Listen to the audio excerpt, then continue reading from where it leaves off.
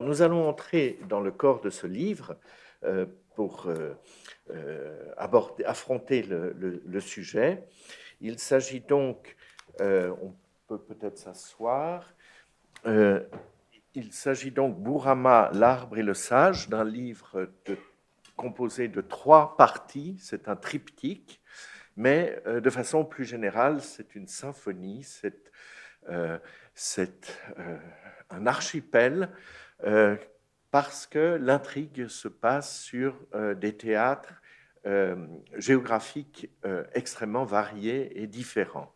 Il y a donc différents claviers à tenir, il y a des réalités concurrentes et pourtant il y a des liens très forts qui sont tissés, des fils rouges qui raccordent entre elles les différents niveaux de l'intrigue. D'abord, il y a un prologue qui donne en quelque sorte le diapason de tout ça. Et dans ce prologue, alors que l'année où se passe l'intrigue du roman est très clairement caractérisée, 2009, hein, il y a une quantité de petits chapitres qui n'ont pas de sous-titres, mais qui ont toujours un lieu et une datation. Eh bien, le prologue est en rupture un tout petit peu avec cette année 2009, puisqu'il s'agit du rappel que le royaume du Mali est en fait très ancien et qu'il y a le texte restitué de la charte de Manden qui date, tenez-vous bien, de 1236. Hein, on dit souvent l'Afrique, il n'y a que des contes oraux, rien n'est écrit, quelques pictogrammes ici ou là, etc. Non, il y a une charte plus ancienne que notre pacte de 1291, qui est le plus ancien et le plus vénérable des documents fondateurs de la Suisse. Alors, la question des langues joue un très grand rôle dans ce roman, le polyglottisme. Et évidemment, on rejoint ici des préoccupations chères à Martin Bodmer. On reviendra sur ce problème de langue. Le roman est écrit en français, mais fait état d'une sorte de langue qui recèle des sagesses parce qu'elle vient du fond des âges, le Bambara, une langue parlée et écrite au Mali, et il y a des axiomes de sagesse, il y a quelques maximes qui sont données dans le texte avec la traduction en français en bas de page. Mais il y a également d'autres langues qui sont là en concurrence, et notamment une langue terriblement moderne, terriblement contemporaine, parce que la réalité contemporaine, dans toute sa cruauté, de notre civilisation est affrontée aussi. Et je veux parler là du franglais et notamment de cette langue des hackers et des spécialistes de l'informatique où il y a un nombre considérable de termes techniques plus froids les uns que les autres et qui impliquent cette guerre terrible que se mènent ceux qui cryptent des messages pour sécuriser des choses qui méritent de l'être et ceux qui, au contraire, ont l'obsession de décrypter et de faire mauvais usage de ce qu'ils pourraient ainsi déchiffrer. Et puis, il y a, dès le début, on parlait du diapason, au fond, tout ce roman va se dérouler sous l'ombre d'un personnage, si j'ose dire, aussi important que Bourama, le sage. C'est en quelque sorte son jumeau végétal ou son oncle tutélaire, c'est le baobab. Donc on est au Mali, il y a cet arbre. D'ailleurs, c'est une question que je te poserai. Est-ce que tu pourras nous dire quelque chose sur la magnifique photo qui est là en couverture?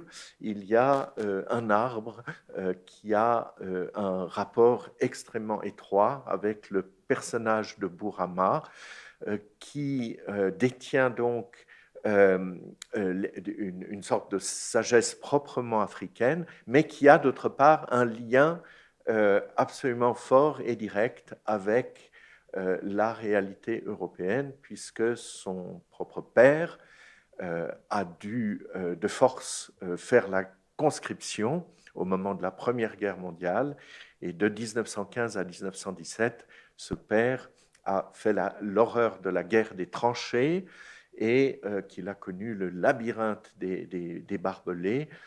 Il a vu mourir autour de lui, et l'une des dimensions de ce roman terriblement marquante, cette dimension, c'est l'incroyable résonance, souvent silencieuse, des effets d'une guerre qui ne regardait pas l'Afrique en Afrique. C'est-à-dire qu'on a utilisé les tirailleurs sénégalais, il y a eu de la chair à canon, etc. Et puis, on pense qu'il y a une démographie galopante là-bas. En quelques années, ils auront pansé leur plaie, je ne sais pas quoi. Pas du tout. Il y a une espèce de travail du deuil impossible qui habite profondément ce roman. Et on a le point de vue précisément de Bourama, dont le père est une des victimes.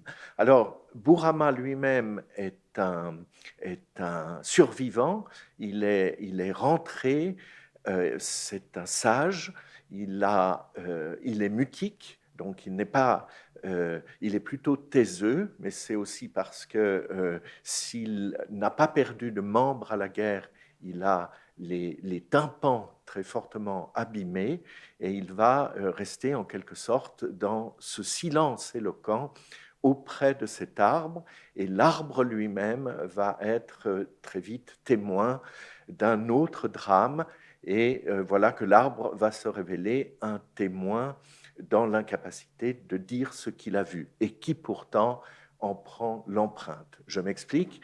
Au tout début, nous avons un second attentat, de nouveau apporté de loin, si l'on remonte la chaîne des causes et des conséquences, par notre civilisation consumériste de l'Occident.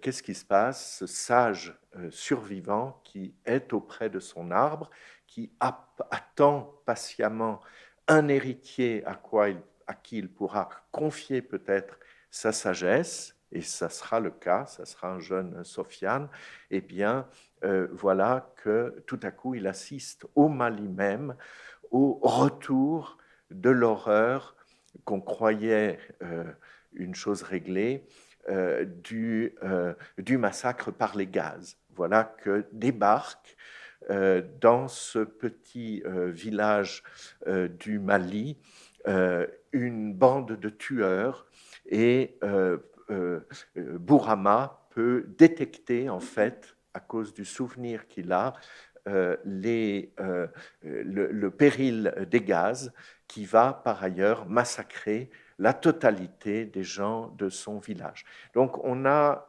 ici un premier trait d'union entre une guerre horrible qui ne regardait pas les Africains, mais où les Africains sont venus mourir en Europe, et l'effet que cela fait chez quelqu'un qui survit par des qualités de résilience, mais qui a besoin aussi de transmettre quelque chose au sujet de ce qui a été éprouvé, et d'autre part, la reconduite, la répétition dramatique d'une tragédie similaire en Afrique même, et l'une des grandes dimensions de l'intrigue qui fait de ce roman également un thriller, un roman à suspense, ça sera de démêler les causes et qui ont été les coupables, qui ont commandité ce nouveau massacre qui s'est déroulé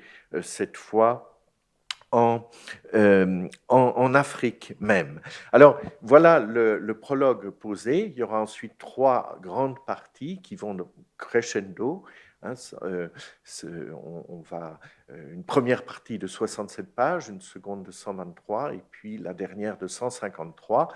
Donc la symphonie polyphonique va s'orchestrer en respirant toujours plus large et va aller en s'élargissant.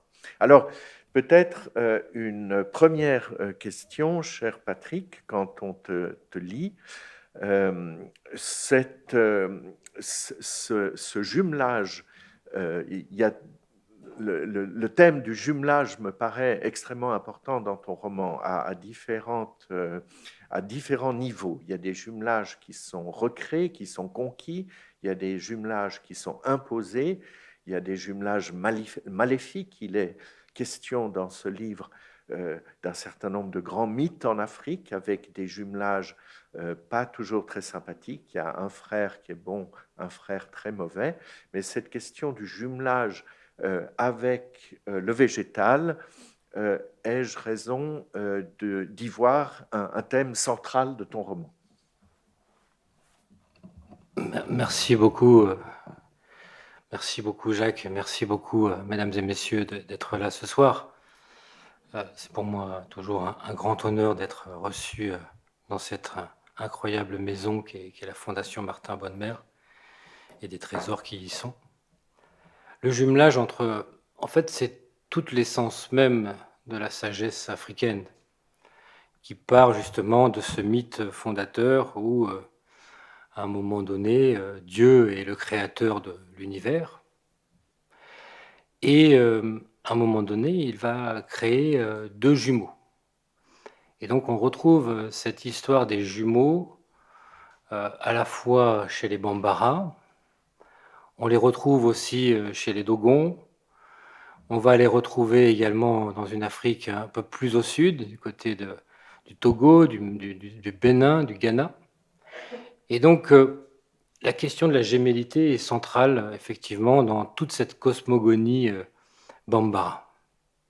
Rapidement, pour vous le citer, Dieu créait deux êtres, des jumeaux, Musokoroni et Pemba.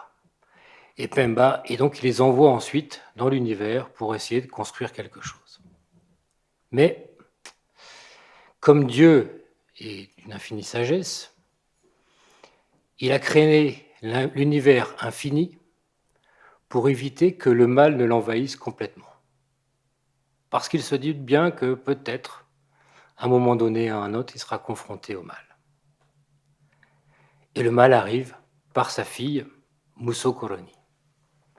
Un jour, Musokoroni vient le voir et lui dit « Dieu, qui préfères-tu dans l'univers ?» Et Dieu reste silencieux. Musokoroni se sent ombragée, en colère. Elle ne supporte pas l'idée de ne pas être celle que son père désigne. Et elle se met en colère, voilà, titanesque, comme peuvent le faire les dieux ou leurs enfants. Et avec son frère vont créer une brèche dans l'univers. Et ils vont tomber dans ce trou. Et ce qui est intéressant dans cette image-là, c'est le tomber dans ce trou. Le trou, et en même temps, puisqu'ils vont aller de plus en plus vite en tombant dans ce trou, ils vont perdre connaissance. Ce terme-là aussi est important, la connaissance.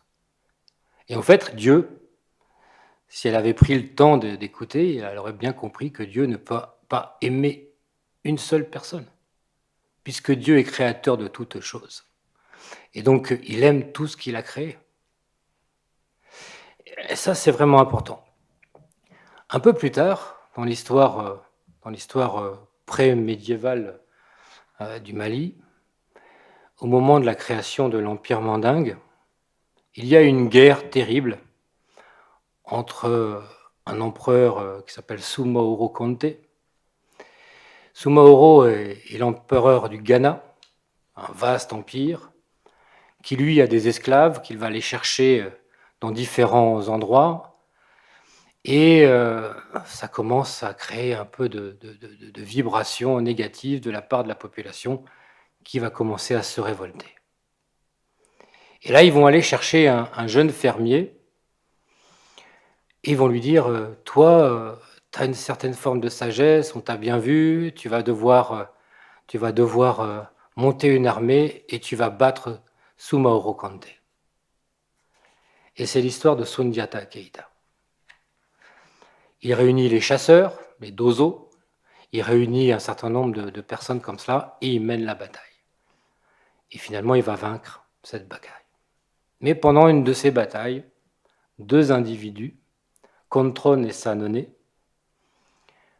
sont des militaires de l'armée du Ghana, de l'empereur du Ghana, et eux, ils sont en train de fuir la bataille. Ils désertent en quelque sorte. Et sur leur chemin, ils ont faim, ils ont soif, et ils voient une femme qui est assise sur un tronc d'arbre en train d'allaiter son enfant.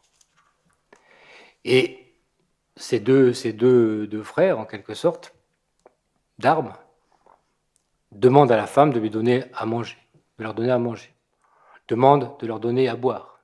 Ils refusent. Elle refuse. Parce que si elle donne à boire, elle n'aura plus suffisamment d'eau pour donner à manger à son bébé. Et si elle ne se nourrit pas, elle ne pourra pas non plus nourrir son bébé. Et donc, ces deux hommes, excusez-moi, mais vont tuer le bébé, manger la nourriture et boire l'eau. Et là, cette dame crie en direction du ciel en disant « C'est injuste, c'est tout ça. Dieu fait quelque chose, Dieu fait quelque chose. » Et Dieu entend cette femme. Il va tuer les deux. Et en fait, Contron, ça veut dire celui qui n'est pas mort, et Sanone, c'est celui qui vient de naître. Pourquoi ? Parce qu'il va leur redonner vie. Et il va leur redonner vie avec une mission, c'est de protéger toute la nature, toute la création. Ils vont devoir s'installer sur un arbre, l'arbre de la connaissance, et depuis cet arbre, ils vont devoir énumérer, comprendre ce que font des scientifiques aujourd'hui, comprendre quelles sont les différentes composantes végétales, animales, minérales, etc. Et là aussi, on revoit l'arbre, la puissance de l'arbre, qui est extrêmement importante. Et en fait, Dieu en redonnant naissance à ces deux êtres, en les ressuscitant, en leur confiant une mission, il y a encore cette question de gémellité. Et moi, j'ai voulu ajouter quelque chose parce que j'ai pu être témoin lors de mes voyages en Afrique de cette proximité, de cette quasi-divinité que représentaient les baobabs. Et j'ai vu nombre de personnes assises, un peu comme je le décris dans le livre avec Bourama, contre cet arbre, et méditer, écouter ce qu'on venait de lui dire, écouter ce qu'on a, lui poser des questions, essayer d'avoir des réponses sur tout un tas de mystères, la vie, la mort, la maladie, un certain nombre de choses. Et cette puissance-là, cumulée entre la sagesse humaine et un âge vénérable de cet arbre, celui qui est sur la couverture à plus de 1000 ans. On voit d'ailleurs un monsieur à côté qui est le chef du village.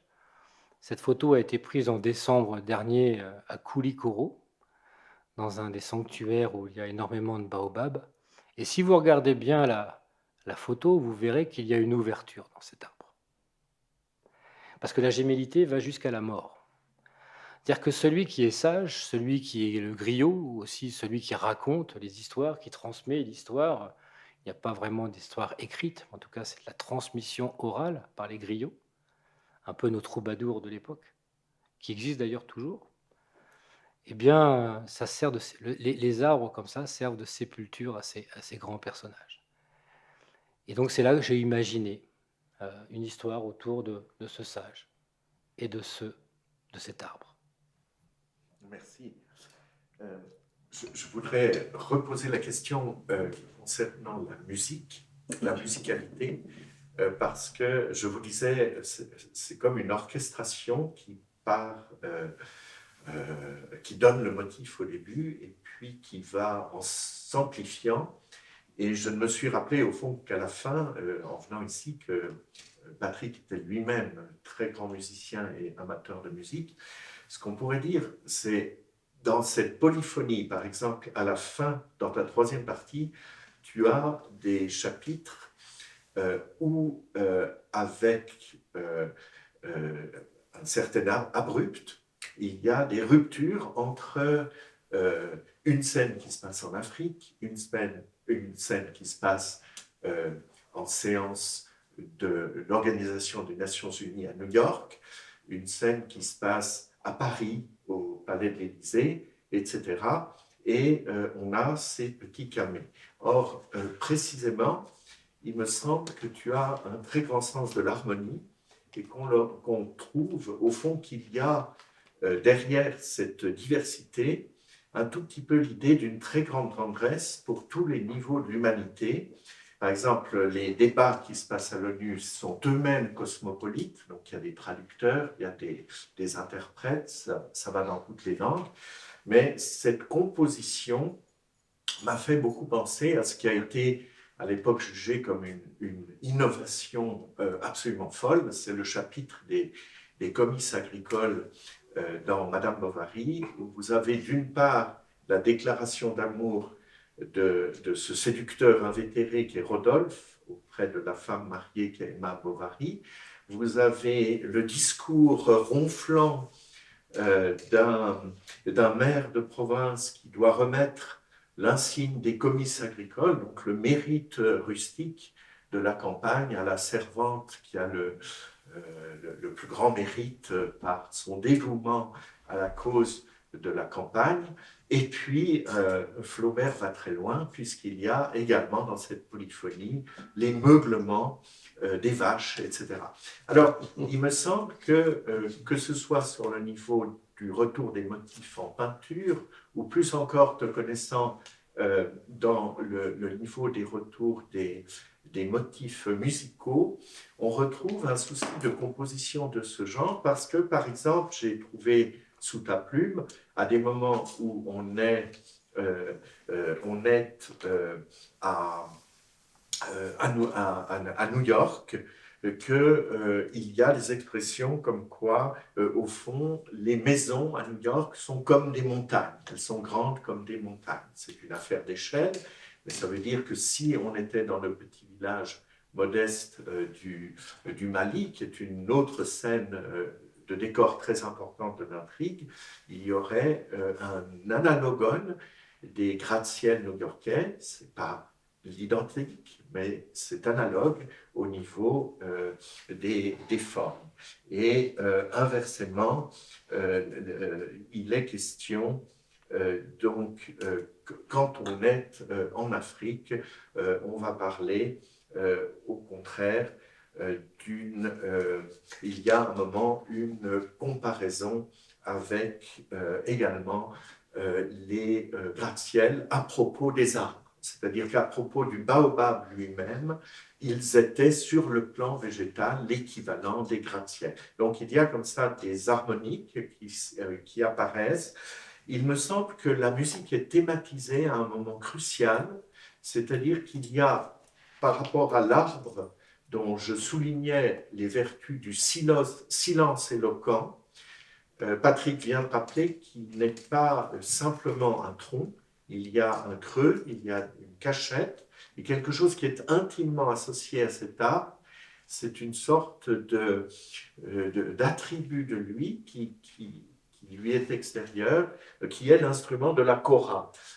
La kora, c'est un instrument de 26 cordes que tu le raconteras, qui est rattaché quelque part, en quelque sorte, avec les éléments naturels de l'environnement dont il provient.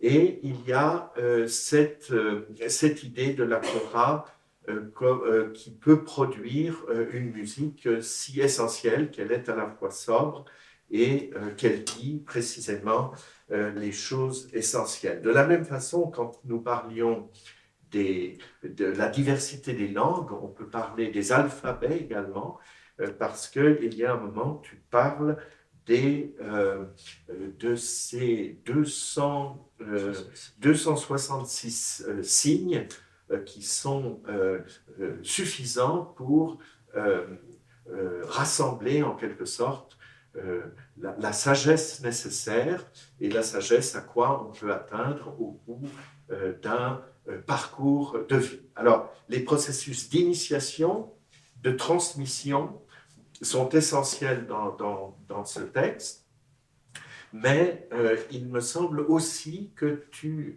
introduis une sorte de musique qui englobe le tout et qui fait que même dans les moments les plus pénibles à lire, parce que tu ne caches pas que l'homme peut être un loup pour l'homme et que peut être âme d'une férocité absolument terrible, il me semble que le roman, l'une des dimensions de l'optimisme du roman est cette espèce de musique qui, à la fois, a son cœur le plus modeste, avec l'instrument de la kora, et son orchestration dans ton écriture même, qui mettent en relation des passages, au fond, dans des lieux d'intrigue qui, a priori, sont étrangers l'un à l'autre, mais par des effets d'harmonique, tu les fais résonner ensemble.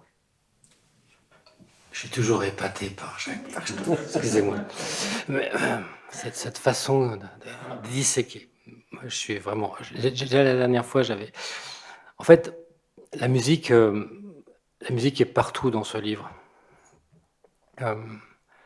D'une part parce que tout à l'heure je vous parlais de la création par le Dieu dans la cosmogonie Bambara.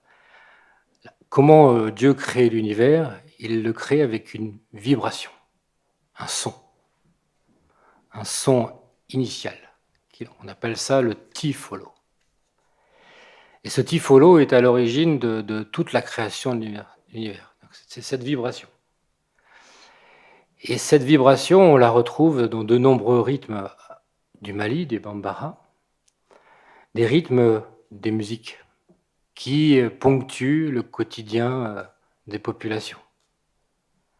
Lorsqu'on va à la chasse, on va jouer tel rythme avec tels instruments, avec parfois simplement des tambours, parfois avec des bruits plus métalliques, parfois voilà. Et donc on va ainsi à chaque moment. Au moment où Bourama est initié lorsqu'il est tout enfant, là aussi il y a de la musique. À un moment, on va avoir... voilà. Donc la musique, vous voyez, elle ponctue comme cela. Et puis tout à l'heure, je vous ai parlé de Sundiata Keita, qui est devenu celui qui a fondé l'Empire mandingue. Donc on est au XIIIe siècle, au tout début. Et un jour, la légende dit qu'il se promenait au bord du fleuve, alors le fleuve Niger, ce fameux grand fleuve qui traverse tout le Mali. Et il y avait un génie qui était sur le fleuve. Et ce génie jouait d'un instrument que le bon empereur n'avait jamais entendu. Donc voilà, l'empereur plonge dans l'eau, le génie l'attire à lui, et il entend cette musique qui est absolument invraisemblable. Cette invraisemblable, c'est la kora. Donc l'empereur essaye d'en jouer. Alors, c'est comme si demain, vous ou moi, preniez cet instrument entre nos mains et on ferait un peu n'importe quoi. Mais bon, personne n'ose dire que l'empereur fait n'importe quoi. Mais il le donne ensuite à son ami qui est juste à côté, qui s'appelle Balaface Konaté. Konaté est un nom extrêmement important parce qu'en fait, de Konaté vont naître des lignées et des lignées de griots. Balaface Konaté est le premier des griots. Et donc la musique, là aussi, est extrêmement importante. Ceux qui ont déjà entendu de la kora savent la douceur de ces rythmes. Ça peut aussi être parfois très, très saccadé, mais également voilà, cette espèce de mélancolie constante qui aide aussi à la méditation. Ensuite, par rapport à ce que tu décrivais, Jacques, c'est vrai que j'ai toujours en tête cette musicalité lorsque j'écris. Alors, j'y arrive plus ou moins bien, mais l'idée, c'est que, quelque part, je m'amuse parfois même à chanter, à y trouver une mélodie sur le texte que j'écris. Lorsque j'écris, je vais corriger 1000 fois. Béatrice Perrani, qui est ici, on sait quelque chose. On a travaillé ensemble énormément pour affiner l'écriture. Mais en même temps, je le lis à haute voix. Et quelque part, ça m'aide aussi à mesurer cette capacité musicale. Et dans les différentes composantes que tu décris dans le livre, effectivement, on va avoir les violons, on va avoir les altos, on va avoir les violoncelles, les contrebasses, on va avoir les percussions, on va avoir les cuivres. Et à un moment donné, tout ça va se mettre en place pour arriver jusqu'à l'ultime page où on apprend énormément de choses. Merci beaucoup. Il m'amuse d'avoir repéré dans ce grand face-à-face entre le français d'aujourd'hui et une langue plus archaïque que serait, plus ancienne, plus immémoriale que serait l'africain, des traces ténues à propos de l'hellénisme. Je m'explique. Le héros Sofiane avait pour pseudonyme Sisyphe. Hein, c'est-à-dire, Sofiane, il faut que j'explique, j'ai dit qu'il y avait des gémellités ou des filiations conquises et d'autres qui sont imposées par les liens de parenté biologique. Le griot dont il a été question va se choisir Bourama comme enfant de substitution parce que ses propres enfants sont morts à la guerre et qu'il veut transmettre en dépit que ça n'est pas un lignage de sang. Eh bien, Bourama va choisir à son tour de transmettre à un Sofiane qui, lui, est orphelin de père. C'est l'une des dimensions du thriller qui est aussi ce roman. Le père de Sofiane est décédé parce que un trust multi-international se sert de produits chimiques absolument toxiques et a causé, en connaissance de cause, la mort d'un certain nombre de personnes. Alors ce jeune Sofiane, pas habité par un sentiment de vengeance trop négatif, mais de justice légitime, va s'engager dans un groupe de hackers qui vont rechercher à enquêter et à condamner les malversations de groupes comme ceux-ci. Et c'est là qu'il s'appelle Sisyphe, avec au fond quelque chose d'assez profond qui est l'idée qu'au fond, en dépit des échecs, il vaut toujours la peine de toujours recommencer. Vous connaissez le grand livre d'Albert Camus sur le mythe de Sisyphe, et qu'au fond, il y a un peu cette dimension au cours du roman, en dépit de blessures à l'humanité les plus graves, ça vaut toujours la peine de remonter le rocher, de remonter la pente et de continuer quand même. Alors, voilà, première des allusions à un mythe grec. La seconde, c'est le fait que Sofiane court le marathon. Alors le marathon, on peut l'oublier, mais on peut aussi s'en rappeler, c'est d'abord une estafette qui, au prix de sa vie, court jusqu'à Athènes pour annoncer la victoire, et ça fait 42 km 125, c'est le marathon olympique aujourd'hui, mais il s'agissait de quelqu'un qui, dans un contexte de guerre, a mis le prix de sa communauté au-dessus de sa propre vie. Que Sofiane soit un marathon est en quelque sorte cohérent avec cet effort apparemment inutile qui est toujours l'effort de Sisyphe. Et on peut dire que ce roman, qui est quand même un roman de 400 pages, est également une course où il faut du souffle, il faut avoir du souffle, et c'est une course de long cours. Ça n'est pas un sprint, ça n'est pas un sommet. C'est un roman qui demande qu'on entre dedans et que l'on prenne un rythme qui permette de tenir le coup. Alors, il m'a semblé qu'il y avait un troisième terme qui se réfère à la mythologie grecque, qui est tout à fait, là aussi, paradigmatique, c'est la notion de labyrinthe. La première fois qu'on le rencontre, je l'ai évoqué, c'est dans le prologue, ce labyrinthe absolument négatif, infernal, meurtrier, qui est le labyrinthe des barbelés, dans lequel les pauvres soldats, pendant 2 ans, dans les tranchées, se démènent. Mais ensuite, il y aura un certain nombre de labyrinthes. Il me semble que le motif se retrouve décliné de façon plus ou moins cachée sous différentes formes. Je rappelle que le labyrinthe est une structure de civilisation où régulièrement il fallait que Athènes, la cité la plus civilisée qui soit, donne un tribut de viande, de chair à manger à ce qui est l'absolue bestialité, le Minotaure. Le Minotaure, le labyrinthe n'a de sens que de contenir le Minotaure. Alors, c'est un des passages les plus insoutenables de ton livre. Heureusement, tu ne te complètes pas trop là-dessus, mais il y a un des héros qui est lui aussi trahi et qui a un désir de vengeance alors terrible, Li Feng, qui est jeté dans une sorte de piscine d'ordures où il y a des porcs.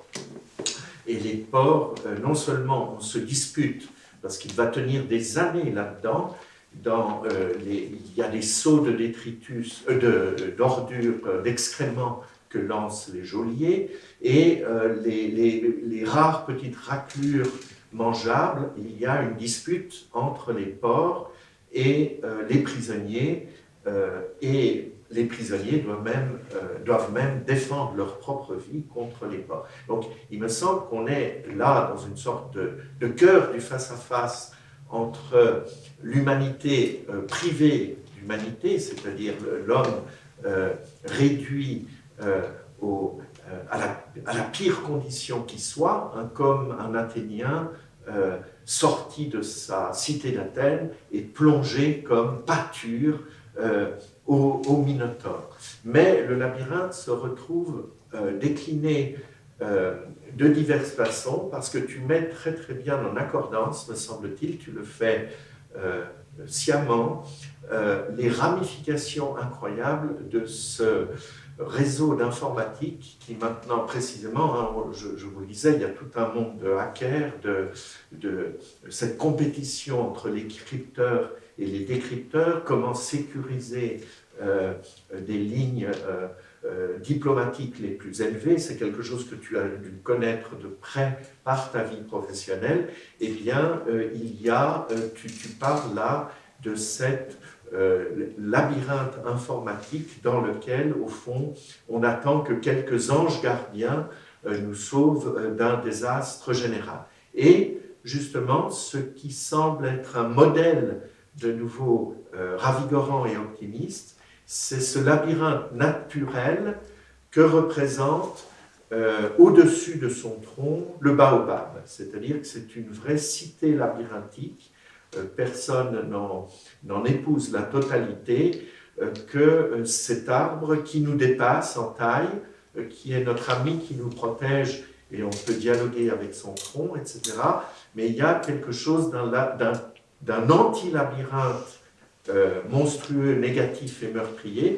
Il y a quelque chose de la promesse d'un labyrinthe bénéfique, que ces ramifications tout à fait porteuses de la diversité humaniste que tu mets en scène dans ce second labyrinthe. Est-ce que tu serais d'accord que tu nous opposes structurellement dans ce livre cette espèce de labyrinthe des plus effrayants de la vie contemporaine qui nous menace, et l'informatique est une des manifestations de ce côté effroyable, terriblement inquiétant, et d'autre part, ce recours trouvé dans une forme immémoriale du labyrinthe positive que nous propose la nature elle-même.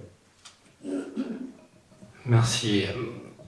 En fait, je n'avais pas pensé à ces questions de labyrinthe, Mais en même temps, je vais essayer d'arriver par un autre biais aux remarques que tu viens de faire, très cher Jacques.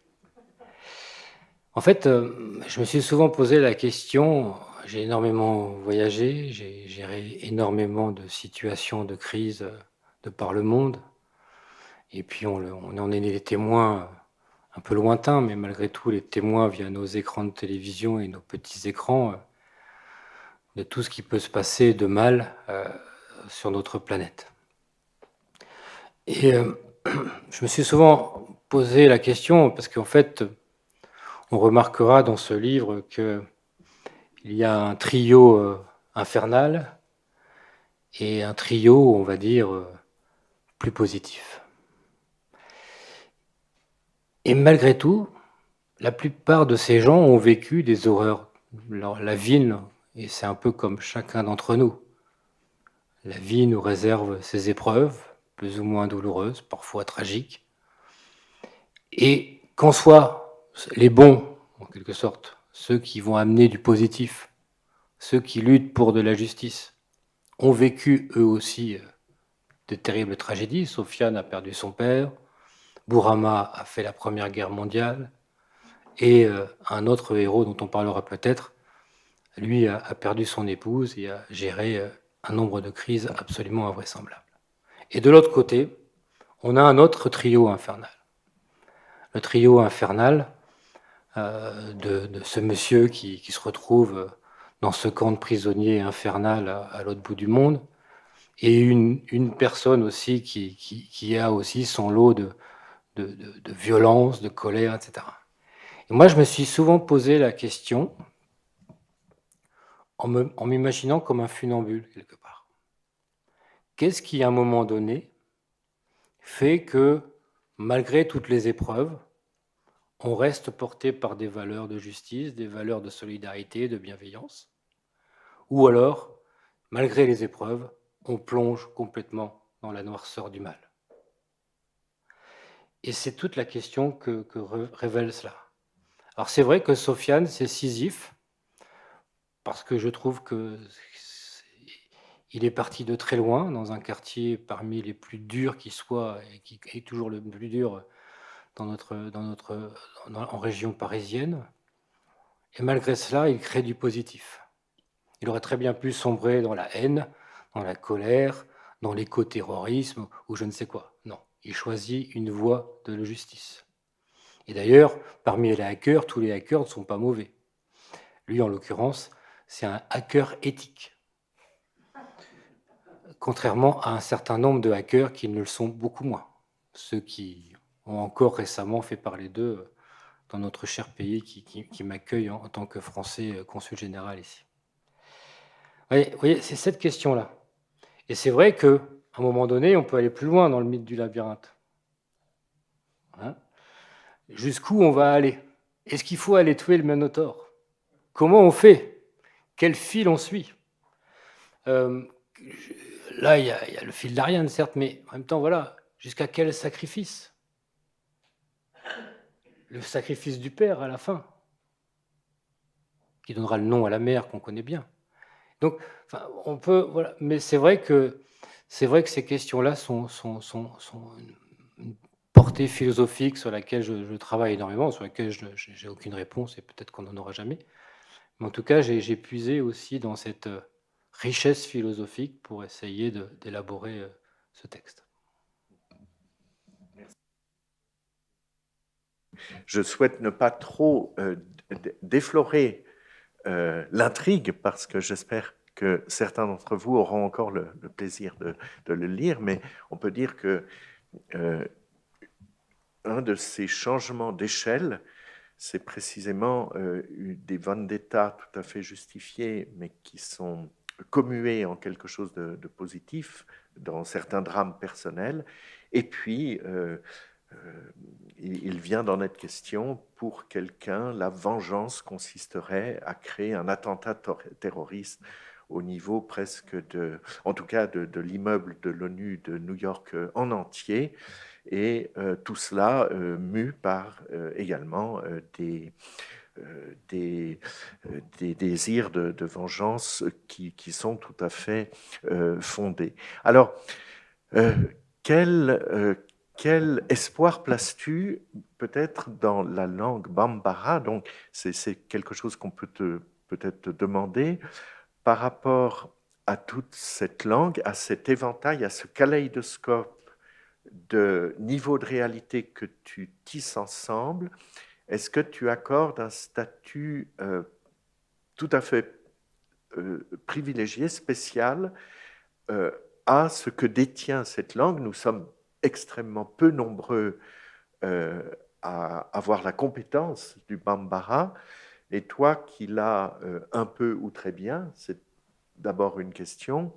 Est-ce que tu vois une façon même, une disposition d'esprit ou une façon de penser étrangère à notre cartésianisme, étrangère à notre rationalité, étrangère à je ne sais quoi, qui te permet, par exemple, de mettre beaucoup d'espérance dans cette diversité linguistique. Hein. Il y aurait, de même qu'il y a risque d'appauvrissement de la biodiversité, c'est toujours une terrible tragédie que la perte de la compétence d'une langue existante. Est-ce que tu vois dans cette langue du Mali que tu as un peu côtoyé, que tu as visiblement aimé, des potentialités qui seraient utiles pour nous, peut-être trop dominées par notre rationalité linguistique? En fait, au Mali, il y a 186 langues différentes. Et le Bambara est une des plus anciennes et des plus parlées. Ça couvre, on va dire, une cinquantaine de kilomètres à l'ouest de Bamako, jusqu'à quasiment les frontières du pays d'Ogon, au-delà de Mopti.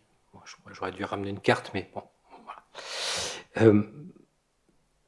Et en fait, je me dis une chose, c'est que lorsque je suis arrivé dans ce village, dans un de ces villages, pour la première fois en 2000, je ne parlais pas un mot de Bambara. Et alors évidemment, quand on arrive, j'étais avec ma mobilette, j'arrive, et j'arrive dans ce village. Et là, la première chose que je vois, c'est un monsieur qui me parle dans une langue que je ne connaissais pas. Et puis, ça va te plaire, je continue mon chemin, je suis désolé, je ne parle pas. Et puis là, je vois quelque chose qui ressemble à une école. Donc je m'approche de l'école. Le maître d'école, lui, parlait parfaitement français. Et c'est avec lui que j'ai appris quelques petits mots. Voilà, je ne parle pas Bambara. En plus, j'en ai beaucoup oublié parce qu'il faut le parler régulièrement pour... Mais en tout cas, c'est lui qui m'a permis de traduire mes pensées vis-à-vis de la population et de la population qui s'exprimait vers moi, donc de traduire en français. Sur la longévité, sur la pérennité de cette langue, il faut regarder l'histoire. On l'a parlé déjà au début du XIIe siècle, du XIIIe siècle. Elle a traversé des mouvements d'invasion, l'islamisation qui était déjà là. Ensuite, il y a eu la colonisation, il y a eu la décolonisation. Et malgré cela, on continue à parler cette langue. Et cette langue existe. Elle fait partie de l'héritage, elle fait partie de l'identité profonde de toute cette philosophie, de toute cette cosmogonie qui se raconte oralement ou par la voix des griots, par le travail aussi du rôle d'un homme très important dans tous ces villages, qui est le rôle du forgeron, qui est lui le détenteur de tout un tas de connaissances qui lui permet ensuite de les retransmettre via l'initiation aux plus jeunes. Et ça, tout ça se fait en Bambara. Alors aujourd'hui, on pourrait regarder le Mali et se dire c'est quand même triste ce qui s'y passe, effectivement. C'est très triste, c'est très difficile. Wagner a anéanti un certain nombre d'espoirs. Mais ce que je peux vous dire, parce que je parle souvent avec des Maliens qui souhaitent rester naturellement anonymes, alors on se parle par toutes les messageries aujourd'hui qui sont elles-mêmes cryptées, on en parlait, pour se parler, voilà, alors ça peut être Telegram, WhatsApp, enfin, tout ce qu'on veut. Et en fait, ils me disent que en fait, toute cette sagesse africaine s'est un peu endormie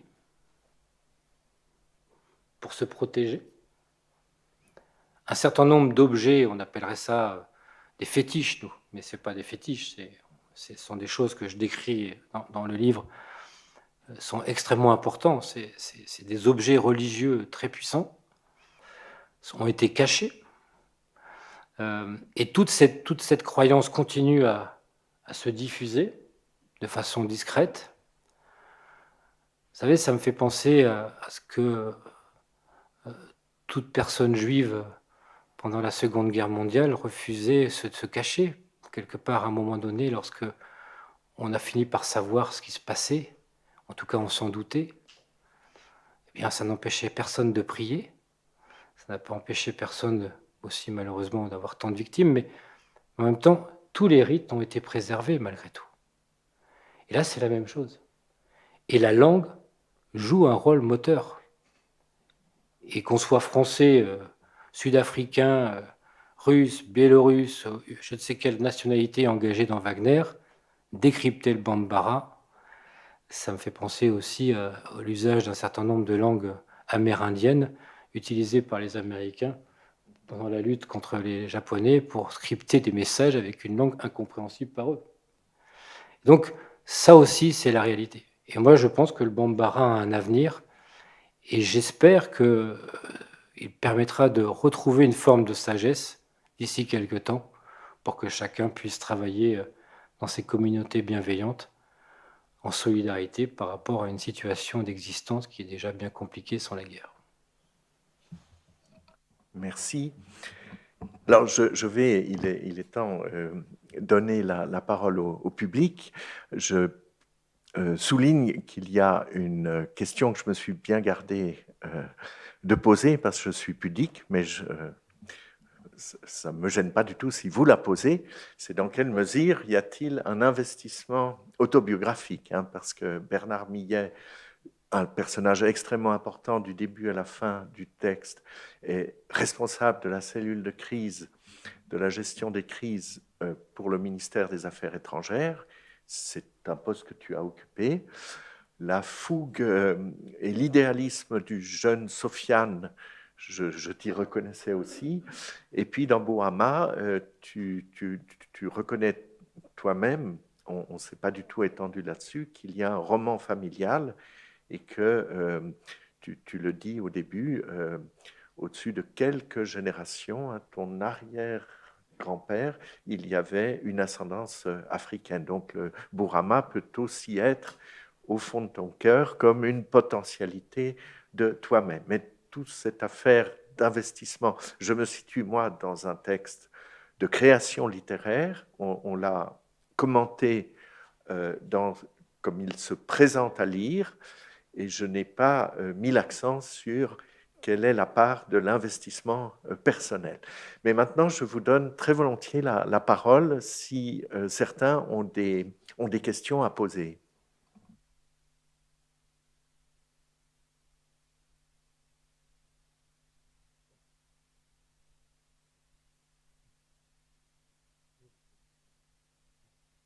Parce que, bon, en fait, comme je le dis souvent, enfin, je m'inspire de choses que j'ai traversées. C'est le cas de ce Bernard Millet, qui lui a été ambassadeur. Je ne l'ai pas été, je le serai peut-être un jour. C'est peut-être d'ailleurs inconsciemment ce que je souhaite, j'en sais rien. Sofiane, j'en ai rencontré plein des Sofiane, et puis j'en ai embauché un quand j'étais directeur du centre de crise voilà, j'ai embauché un hacker éthique qui fait à peu près ce que Bernard Millet demande à Sofiane. Voilà. Et donc c'était non pas aller hacker, rentrer dans des systèmes, mais c'était trouver le moyen de regarder déjà ce qui existe sur la toile pour essayer de mettre en corrélation un certain nombre de données, pour essayer d'engager ensuite une veille ou une anticipation d'un certain nombre de phénomènes que les gestionnaires de crise que je dirigeais devaient avoir ensuite dans leur besace.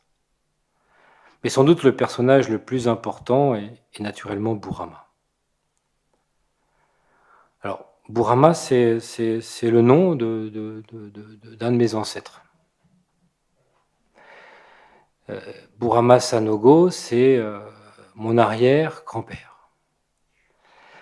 Alors c'est vrai que, je parlerai tout à l'heure des apparences, mais c'est vrai que comme ça n'est pas très apparent. Mais quand j'étais petit, je n'ai pas connu ma grand-mère, qui était métisse. J'ai bien connu mon père. Mais je voyais bien qu'il y avait quelque chose qui clochait. A cloché. Ma grand-mère était métisse. Alors certes, c'était une photo un peu sépia, un peu usée, mais enfin bon, on voyait bien les cheveux très crépus, le nez, la forme du visage, la couleur de peau. Quand on est enfant, on ne fait pas attention, on ne fait pas la différence entre le blanc, le noir, le jaune, le rouge, peu importe. Mais quand on commence à grandir, on se pose des questions. Puis après, j'ai regardé mon père de plus près. Et mon père, lui aussi, avait les cheveux crépus, la peau très mate, le nez pareil, les oreilles, enfin bref, il y avait quelque chose. Et puis, à la fin des années 90, comme on dit ici, mon père a eu un très grave problème de santé, et j'ai dit, il est là sur quasi son lit de mort, même s'il a survécu à ce moment-là. En tout cas, on avait très très peur. Je lui ai dit, écoute papa, il faut que tu me dises la vérité. De où on est originaire. Il a eu du mal à le dire, et j'ai fini par découvrir donc ses origines maliennes, d'un tirailleur malien venu de la région de Ségou pour combattre sur les tranchées du chemin des dames, d'où la référence au début du livre. Et voilà. Et puis moi, j'ai été après très très bouleversé par tout ça, et c'est la raison pour laquelle j'ai décidé de partir au Mali en reprenant à peu près le même chemin qu'avait fait mon ancêtre. Alors évidemment, je ne suis pas allé en bateau de Marseille à Dakar, mais je suis allé à Dakar en avion. Je suis allé ensuite à Bamako en bus, à pied, en taxi, enfin bref. Voilà. À Bamako, j'ai dit, est-ce que vous connaissez une famille Sanogo? Est-ce qu'on peut en trouver, etc. Oh, ça c'est Bambara, il faut aller à Ségou. Et donc je suis allé à Ségou, une ville moyenne que connaît bien Eric et Brigitte. Et là, à Ségou, j'ai discuté avec plein de gens alors, sur le marché que je décris aussi, avec ses couleurs, ses senteurs, sa poussière. Voilà. Et là, j'ai découvert qu'il fallait aller au sud. Et là, j'ai acheté une mobilette et je suis allé au sud. Je me doutais que c'était compliqué, mais j'étais un peu fou, en fait, de faire ça. J'ai fini à pied en poussant la mobilette sur 25 km. Et je suis arrivé dans un petit village qui s'appelait Nkéréfé-Bougou. Et on m'a dit non, c'est pas là, c'est plus au sud. Alors là, bon. Donc j'ai continué et je suis arrivé à un village qui s'appelle Sakoiba. Et là, c'est à Kobia, ce que je disais tout à l'heure. J'ai rencontré des gens en arrivant et je comprenais rien à ce qu'on me racontait, jusqu'à ce que d'un seul coup le sauveur arrive en la personne du maître d'école. Et à un moment donné, je suis resté là un certain temps. La confiance s'est établie. Et un jour, l'imam m'a emmené dans sa petite mosquée, qui est un quart de cette pièce à peu près. Et donc on rentrait, on se déchaussait bien sûr. Voilà. Et puis à l'arrière, il y avait une petite pièce, une petite réserve. Et là, il y avait un coffre. Je ne sais pas de quand datait ce coffre, tellement il devait être ancien. Et dedans, il y avait des registres. Des registres qui, on aurait pu imaginer être des registres d'état civil.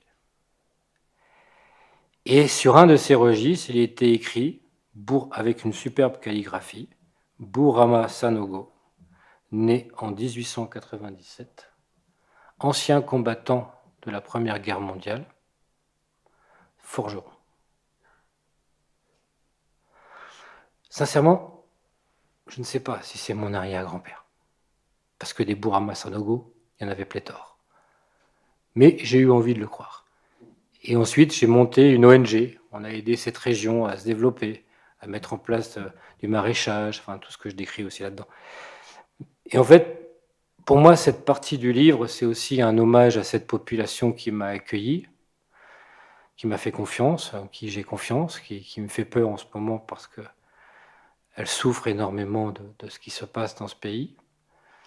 Et quelque part, ce message aussi, ce livre aussi, c'est de dire ne faisons pas attention aux apparences.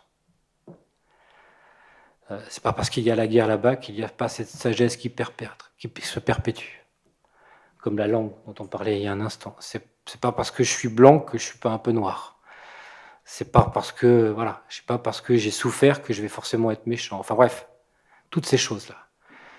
Et je sais, et on en a parlé avec Béatrice Perrani, que ce livre est actuellement très lu au Mali. Alors peut-être pas qu'on va peut-être pas en vendre beaucoup là-bas parce que ça coûte cher un livre, mais en tout cas ils vont se le passer. Ils vont peut-être en faire des photocopies, enfin peu importe. Mais l'idée c'est qu'il se diffuse beaucoup, un peu sous le manteau, parce qu'il ne faut pas que ça se voit vis-à-vis de nos amis wagnériens. Quel nom quand on connaît Wagner. Voilà. Enfin bref. Mais en tout cas, c'est un peu voilà l'histoire. Et donc ces trois personnages sont liés avec le quatrième qui est l'arbre. J'ai toujours adoré les arbres. Et lorsque j'ai vu ces arbres majestueux sur place, on ne peut que s'incliner devant eux parce que l'arbre qui est là à 1000 ans, je pense qu'il sera encore là dans 1000 ans. Quant à nous, je ne sais pas où on sera.